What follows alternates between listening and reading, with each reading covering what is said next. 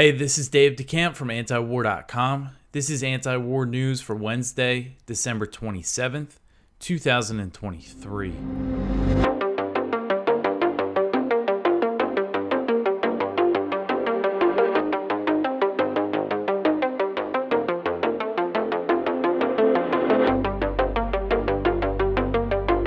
First thing, I just want to say I hope everyone who celebrates had a good Christmas. We had a good one here. It was a good weekend.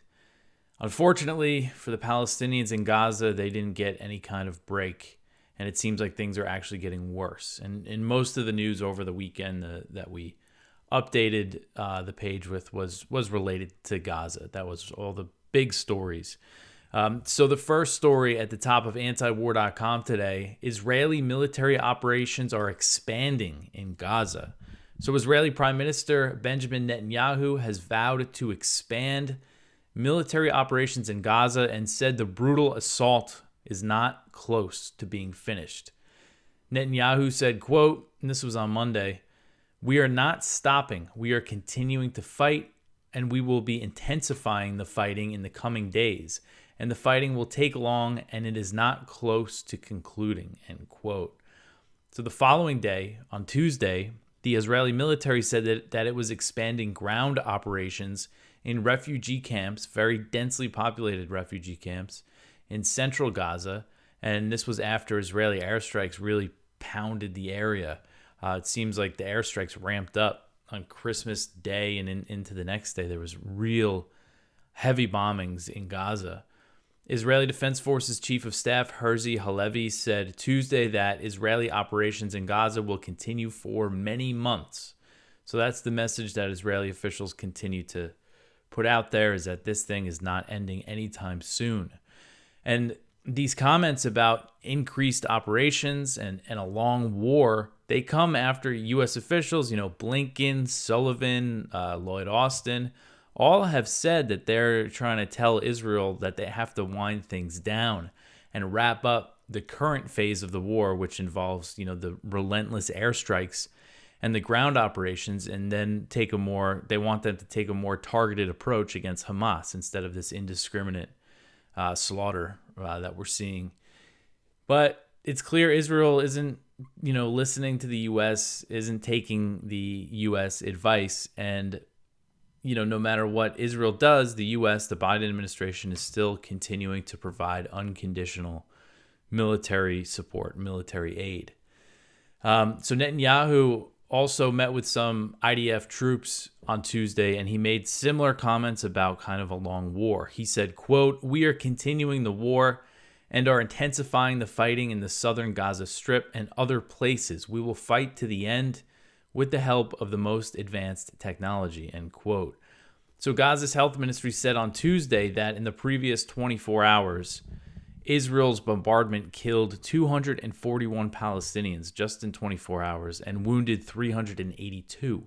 The Palestinian death toll is close to 21,000 now, including over 8,000 children.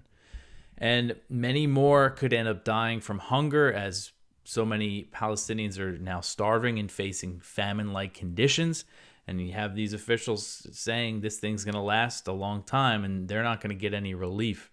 So, the death toll could really surge once people start dying of hunger and disease. All right, so the next one here, Netanyahu wants countries to absorb Palestinians. So Netanyahu said at a meeting of his Likud party on Monday that he's working to bring about the expulsion of Palestinians from Gaza and looking for countries willing to absorb them. So Netanyahu said, and this is according to Israel Hayom, he said, quote, "Our problem is countries that are ready to absorb them, and we are working on it," end quote. And this is the latest sign that Israel's ultimate goal is to cleanse Gaza of its 2.3 million Palestinian residents. 20,000 have already been killed, and that is 1% of the population of Gaza, and that really puts things in perspective. Just it's about 1%, but that, just the mass slaughter that's going on. Netanyahu said that the world is, quote, "already discussing the possibilities of voluntary immigration," and he pointed to comments from Nikki Haley, the former U.S. ambassador to the UN, who is currently running for the 2024 Republican presidential nomination. She's probably the most hawkish, insane one of them all. I saw some speech she gave at a campaign event, said October 7th was Putin's birthday, trying to tie Russia to the Hamas attack. But anyway, she said last week that Palestinians in Gaza should migrate to pro-Hamas countries, as she called them. So that's who Netanyahu is referencing here. Netanyahu said that a team must be set up to, quote, ensure that those who want to leave Gaza to a third country can do so. It needs to be settled. It has strategic importance for the day after the war, end quote. So last month, Israel's intelligence minister penned an op-ed for the Jerusalem Post calling for the voluntary resettlement of Palestinians in other countries. And two members of the Israeli Knesset, one from the Likud and one of the opposition parties, the main opposition party, I'm blanking on the name, but it's led by Yair Lapid, who's the former prime minister. They got together and wrote this op-ed for the Wall Street Journal that said Western countries should take Palestinian refugees. So it's very clear that the Israeli government wants to get rid of the Palestinians in Gaza, however they can. And they're framing this as voluntary resettlement, but there's nothing voluntary about it. Even if the people choose to leave, Israel, Israel's making Gaza uninhabitable, all the homes that they're destroying. And already about 90% of Gaza's population is internally displaced. So there was that leak early on in October. That was a document from Israel's intelligence ministry that said, basically outlined three potential scenarios in a post-war Gaza. And it said basically the best one, the one that they want the most, is for all of the Palestinians to be expelled from Gaza into Egypt. But Egypt is very against this, and that's forcing them to turn elsewhere. All right, so the next one here, Hamas leader Sinwar says that its fighters are smashing the Israeli army. So this article is from Middle East Eye, and I believe this is the first statements I've seen from Yahya Sinwar, who is the Hamas leader, who's actually in Gaza. So he's probably down in the tunnels. I know some of the Israeli hostages said that he came out and talked to them when they were in Gaza. So Hamas fighters are inflicting heavy losses on the Israeli military and will not submit to their conditions, the group's leader in Gaza, Yahya al-Sinwar, said in a recent message to the group's members outside of the territory. In a letter shared by Al Jazeera Arabic on Monday, Sinwar reassured the Palestinian group's leadership abroad about the armed wing's achievements after 2.5 months of Israeli bombing and ground operations. He claimed that 5,000 Israeli soldiers and officers have been killed and wounded since the ground operations began in late October. 1/3 of them, around 1,600, were killed, he said, while the rest have been permanently disabled or seriously wounded. So the Israeli military has only said that 156 soldiers have been killed in ground combat so far and 600 more have been wounded. I know there's some report in Israeli media that said 5,000 Israeli troops have been wounded. I didn't see anything close to what he's claiming, that 1,600 have been killed. And that's what Middle East Eye goes on to report, that there is a significantly higher number of wounded soldiers, and that's citing, so those Israeli media reports cited cases documented by hospitals, comparing it to what the Israeli military is putting out. Sinwar added that Palestinian fighters have completely or partially damaged at least 750 Israeli armored vehicles, including tanks. I know I've seen a lot of videos Hamas is posting of them destroying Israeli tanks. No idea if it's anywhere close to 750, because that's a lot of armored vehicles to destroy. So basically what he's saying is we're going to continue fighting. That's, basically the big message that he is sending here. All right, so the next one here, the U.S. has delivered Israel over 10,000 tons of arms. So Israel's Channel 12 reported on Monday that 244 American cargo planes and 20 ships have delivered over 10,000 tons of military equipment to Israel since October 7th to support the massacre in Gaza. The U.S. support has been crucial in Israel's ability to keep up its relentless bombardment of Gaza. The Washington Post reported on December 9th, so a few weeks ago, that up to that date, Israel had dropped 22,000 U.S.-provided bombs on Gaza. So not sure how many thousands more have been dropped since then. The Pentagon has refused to disclose what types of weapons that it's been sending to Israel, but media reports have given us some detail. The Wall Street Journal reported on December 1st that the U.S. had shipped 15,000 bombs and 57,000 155 millimeter artillery shells to Israel since October 7th. And the bomb shipments have included over 5,000 Mk-84 2,000-pound warhead bombs, which Israel has been dropping on densely populated areas of Gaza. The New York Times published an analysis of Israeli airstrikes looking at the damage on the ground and found that during the first 6 weeks of the war, Israel routinely dropped 2,000-pound bombs on areas in South Gaza designated safe for civilians. So the biggest bombs that they could drop, they have been dropping in those areas. The Israeli Defense Ministry has said the U.S. arms deliveries have also included armored vehicles, armaments, personal protective equipment, medical supplies, and other things. And I just mentioned the death toll again here. And, you know, we see the U.S. officials claiming that they're concerned about civilian casualties, but despite this massive civilian casualty rate, all this support, I mean, such a huge level of support, Israel would not be able to do what they're doing without all this support from the U.S. All right. So the next one here, Israel has waged one of this century's most destructive wars in Gaza. So this article is from the Washington Post, and it's just another one about the damage, comparing it to previous wars, comparing it to World War II, which, according to many experts now and historians, that it's comparable to the Allied bombing of Germany during World War II. The most heavily bombed cities of Germany in that war. The destruction is about the same level in northern Gaza.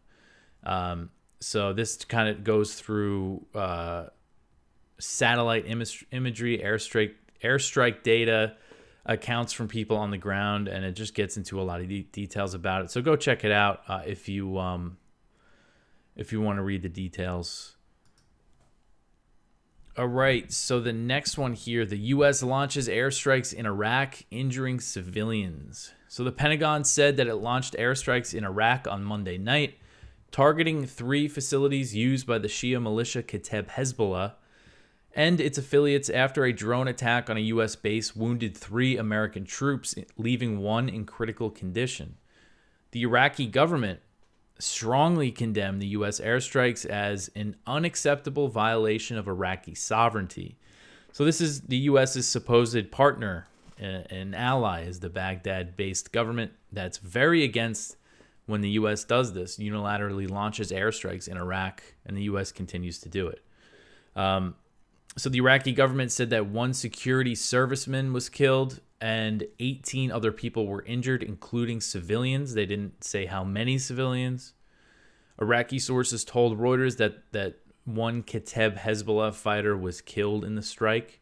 So Kateb Hezbollah is part of the Popular Mobilization Forces, and that is an umbrella group of mostly Shia militias that was formed in 2014 to fight ISIS. So they are, technically part of the state forces. So the Iraqi government also condemned attacks on U.S. forces. They've been condemning them, all these rocket and drone attacks that have targeted U.S. bases in Iraq and Syria, because a lot of the ones in Syria have been launched from Iraq. But they keep saying that they want to cooperate with the U.S. to find the perpetrators, and they don't. They're against these airstrikes. The U.S. just bombs. They bombed 3 sites in this case and injured civilians, and they're not happy about it. The Iraqi government said, quote, "It is a clearly hostile, unconstructive act that does not serve the interests of long-term common interests," end quote. So U.S. forces in Iraq and Syria have come under attack over 100 times since mid-October due to the U.S. support for what Israel is doing in Gaza. And this kind of shadowy group of Iraqi Shia militias known as the Islamic Resistance of Iraq has taken credit for most of the attacks. Now, I just say shadowy because It's tough to find information about the Islamic resistance of Iraq. They just they're relatively new, but they do include a lot of the Shia militias. It's just not clear exactly which ones. I'm not sure if Kateb Hezbollah is officially a part of this group, but I know that they have Kateb Hezbollah has taken credit for at least some attacks and said that they would continue targeting the U.S., so they're definitely involved. But it's not clear if they were the ones behind this latest attack on the U.S., which again took place on Monday and wounded 3 U.S. troops, and that was in Erbil in northern Iraq. So the U.S., this is about the third round of airstrikes they launched in Iraq. They launched 2 in Syria, and this hasn't stopped these groups from continuing these attacks. On Tuesday, there was another one in Syria. So just still, there's always a risk of this thing really exploding. All right, so the next one here, Israeli airstrike in Syria kills a senior IRGC commander. So a senior member of Iran's Islamic Revolutionary Guard Corps was killed by an Israeli airstrike in Damascus on Monday, according to Iranian media, and Tehran is vowing that it will respond. So the IRGC commander, Sayed Razi Mousavi, was serving as a military advisor in Syria and was once a close confidant of IRGC Quds Force commander Qasem Soleimani, who was killed by a U.S. drone strike in Baghdad in 2020. Israel acknowledged Mousavi was killed but did not officially take credit for the airstrike, maintaining its policy of ambiguity about its operations in Syria. They kind of hinted at it that they did it, so I think it's safe to say that Israel was responsible for this. For years now, Israel has been bombing Syria with impunity, but Israel rarely acknowledges individual airstrikes. When the officials talk about their bombing campaign in Syria, it's kind of more broad. That's the way that they discuss it. So Iranian President Ebrahim Raisi vowed a response to the killing of Mousavi. Raisi said the IRGC commander was, quote, martyred while serving as an advisor for the resistance front, defending holy shrines in Syria, as well as safeguarding Islamic ideals, end quote. He also vowed that Israel will pay for this crime. Hezbollah also condemned the Israeli attack and said that Mousavi was, quote, one of the best brothers who worked to support the Islamic resistance in Lebanon for decades of his honorable life, end quote. So Hezbollah is not happy about this. So this could really, it's a big escalation. Israel killing this commander. And if they killed this commander, they definitely targeted this commander. And so who knows what could happen, what Iran's response could be. There's all sorts of questions about why Israel would do this. Are they trying to intentionally provoke Iran? Do they want this big regional war because they know that the U.S. will intervene on Israel's behalf? And maybe, you know, they could take advantage of this and expand things in the West Bank. I don't know what they're thinking, but, you know, it seems like I just don't see what other purpose there is for this strike to kill this guy. So just there's all these risks, all these different areas where things can really explode here. And the next story is about Yemen. The Houthis and the Saudis commit to a roadmap for peace. So this article is good news, I think. It says that the warring sides in Yemen have agreed to a new ceasefire and to work on a UN-led roadmap for peace. And this was announced by the UN Special Envoy for Yemen, Hans Grundberg. He announced this on Saturday, so it was a few days ago. So there's been a shaky truce between the U.S.-backed Saudi-led coalition and the Houthis in Yemen, and that's held relatively well since April 2022. There's been fighting on the ground, but the big thing about that is that there have not been Saudi airstrikes in Yemen, and there have not been Houthi attacks inside Saudi Arabia or the UAE. And the announcement from Grundberg came after a series of talks between the Houthis and the Saudi-backed Yemeni government. And this is kind of the exiled Yemeni government that's based out of Saudi Arabia. Grundberg's office said that the two sides agreed, quote, to a set of measures to implement a nationwide ceasefire, improving living conditions in Yemen, and engage in preparations for the resumption of an inclusive political process, end quote. The UN envoy will now, quote, engage with the parties to establish a roadmap under UN auspices. that include these commitments and support their implementation, end quote. The peace deal involves the payment of Yemeni civil workers living in Houthi-controlled areas, the easing of the blockade on the Red Sea port of Hodeidah, resuming more flights from the Sana'a airport, and the opening of roads around Taiz, which is a Yemeni city that's been under a Houthi siege. So The Guardian first reported the existence of this Yemen peace deal and said that the U.S. was threatening to kill it over the Houthi attacks on Israeli-linked commercial shipping in the Red Sea, which have come in response to the Israeli onslaught on Gaza. The U.S. could scuttle the agreement by redesignating the Houthis as a foreign terrorist organization, which would make the payment of civil workers and easing the blockade impossible. So there's always the chance of the U.S. killing this thing. But hopefully not, and I think this is a good sign that even with all the stuff that's happening, that they are still committed to ending this war. And the Saudis appear determined to follow through on ending this thing. They've been urging the U.S. not to strike the Houthis because they're afraid that that's going to escalate things, and they don't want their oil facilities to start getting targeted by the Houthis again. They got very good at doing a lot of damage to Saudi oil infrastructure. And so far, the U.S. launched that naval task force, that Operation Prosperity Guardian in the Red Sea, but they have not bombed targets in Yemen, at least yet. And so the war in Yemen has killed at least 377,000 people since 2015.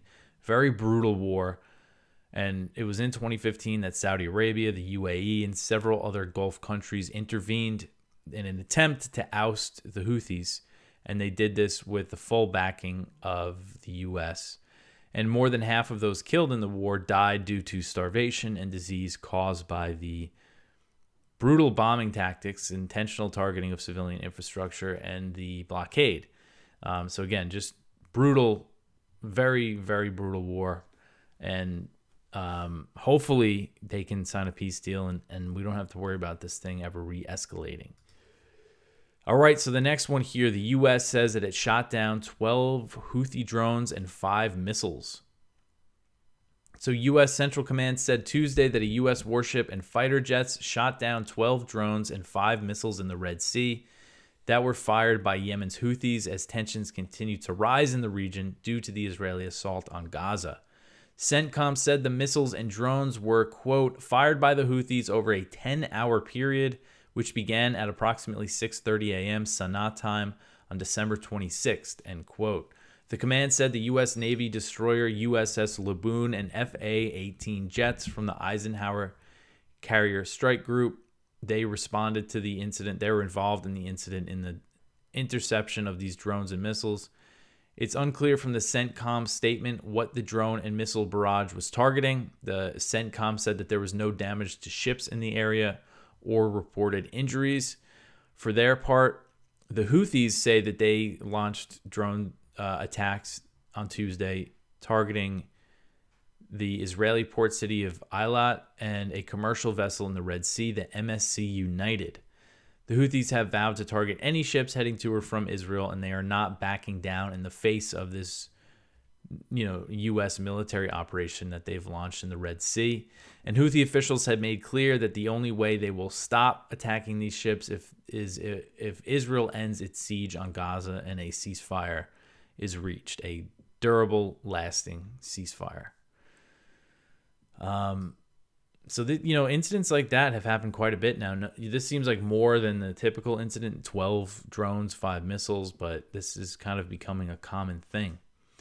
The last story here is one from Kyle Anzalone: Japan to send Patriot interceptors to the U.S. So Japan will send Patriot air defense missiles to the U.S., and this move will allow Washington to dive deeper into its own stockpiles for transferring weapons to support Ukraine's war effort. Tokyo is altering its arms export laws to send the Patriots to Washington. So this is kind of a big deal because Japan had to loosen its export control laws to sell these things to the U.S., and that is something, in Japan's post-World War II constitution, which was imposed on Japan by the U.S., they're supposed to have this policy of neutrality, of pacifism is really what they call it. and they're only supposed to have a military for self-defense. They've kind of been going away for that for a long time, but they're really beefing up their military budget now and buying long-range missiles. And this is another thing breaking from that policy is exporting weapons. It's something that they're not supposed to do. So it's just another sign of that. And this is something being encouraged by the U.S., even though the U.S. was the ones initially to impose that policy on Japan. Now they see Japan as a useful ally against China in a future war or just in a Cold War. So that's why they're really encouraging the Japanese military buildup. And also this gets the U.S. to send some more of their own stuff to Ukraine, I guess. So that is it for the news for today. Please go check out our viewpoints. One from David Stockman, the neocon rot in the GOP empowered the warfare state. One from Branko Marchtich, Xi Jinping did not announce an invasion of Taiwan. One from Ramsey Baroud, urinating on prisoners, why humiliation is functional in Israel's war on Palestinians. One from Ted Snyder, America's dirty trick on Ukraine, no NATO. And our spotlight is from Aaron Mate, in slaughter of Gaza civilians, U.S. claims Israel is the victim. So also you could just scroll down. You know, there's a lot of kind of stories about individual strikes in Gaza and reports of Israeli forces executing more people on the ground. One case here, Israeli strike kills UN official, 76 members of his Gaza family. 76 members of the same family killed in an Israeli airstrike. I mean, it just doesn't get more horrific than that. So, you know, we got a lot of stuff at the bottom of the page that is worth checking out. It's been tough to figure out what makes it to the top section lately. I should have mentioned during the show that it's still our fundraiser at antiwar.com, and this is how we get by. We are reliant on our readers. We're moving along pretty good. We're getting close to the finish line, so if you could help us out, and if you donate before the end of the year, that means that you could write it off your taxes. So go to antiwar.com/donate to see the different ways you can support us. If you appreciate this show and you have the means, please help us out. But that is it. Again, I hope everybody had a good Christmas. So it's kind of a short week for me this week. Only 2 more days after today. And then back to normal next week. I mean, New Year's, we'll see. I plan on working and doing a show. There's a chance it might be really slow. So I might do like a short version or something on New Year's Eve for New Year's Day. But we'll see how that all works out. Anyway, I'll be back tomorrow with some more news for you. Thanks for listening.